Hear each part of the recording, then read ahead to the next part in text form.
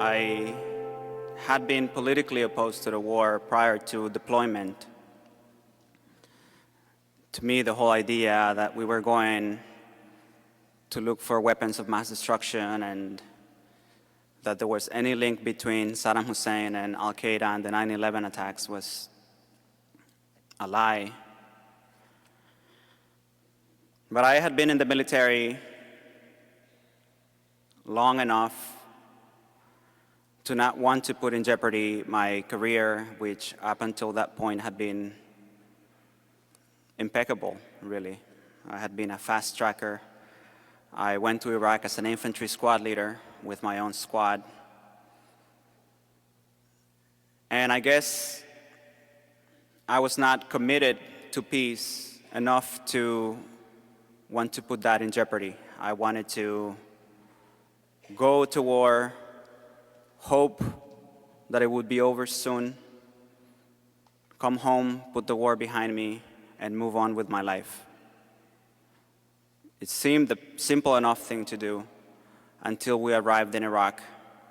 And our first mission was at this place called Al-Assad, which is part of the Baghdad International Airport complex. And it was really a place that was used to, by the Iraqi Air Force to keep their planes. They had fighter jet bunkers, and one of these bunkers had been turned into a temporary detention facility where we were holding prisoners of war. And our mission there was to torture these people, to use psychological fear tactics to keep them sleep deprived for 2 to 3 days at a time in order to soften them up for interrogation. And in the process of doing this, we did things as using loud explosion-like noises to scare them into doing whatever we wanted them to do, using pistols to perform mock executions. And the criteria for labeling these people prisoners of war or combatants was very loose and arbitrary.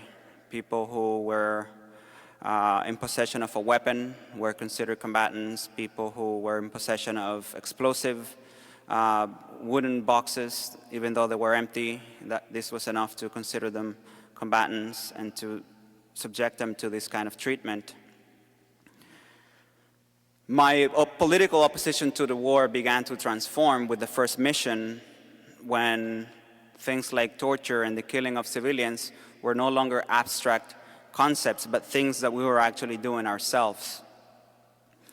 But at the same time, as this conversion begins, I realized that it becomes more difficult to listen to my conscience when we're being constantly attacked and when survival becomes the #1 priority. In a place where you're a moving target, where going to the bathroom could mean that you're going to be killed by a mortar attack, or that going to any mission could mean that you're going to be ambushed and that you're going to be killed or have to kill someone. So the analysis of the war on conscience grounds gives way to trying to understand the environment in order to make it out of that place alive and in one piece.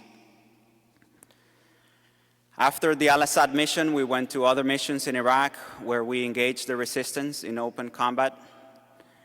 And by and large, the people who paid the price were unarmed civilians. 9 out of 10 of the people that we killed were unarmed and were in what I used to call the wrong place and the wrong time, although now I realize that we were the ones in the wrong place and at the wrong time. Coming home was what did it for me. I didn't really have a crystal clear moment to become a conscientious objector.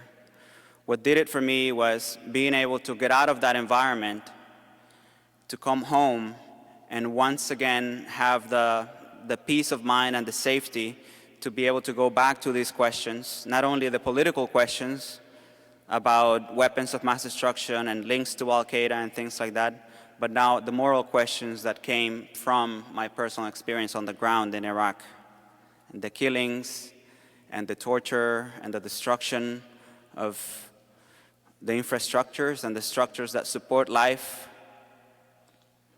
And I found that I could no longer use the old excuses that I had used to go to a war that I had opposed from the beginning, that I had been in the military too long, that I had an impeccable career, the fear of being judged by my peers, the fear of going to jail. I realized that the damage that we were inflicting to the Iraqi people and to ourselves and our families was way too much for me to continue relying on it as a justification to participate in war. And I chose not to go back to the war. I went into hiding. I wrote a conscientious objector claim, an application, which is still pending, actually, over 7 years. And I surrendered 5 months after my return from Iraq, and I spoke out.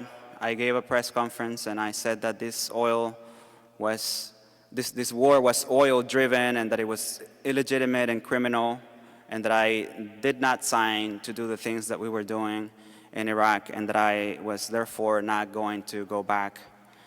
Following this press conference, I surrendered myself to the nearest military base, and 2 months later I was court-martialed. I was found guilty of desertion, and I was incarcerated for almost 9 months at Fort Sill, Oklahoma, corrections facility. And I got out in February of 2005.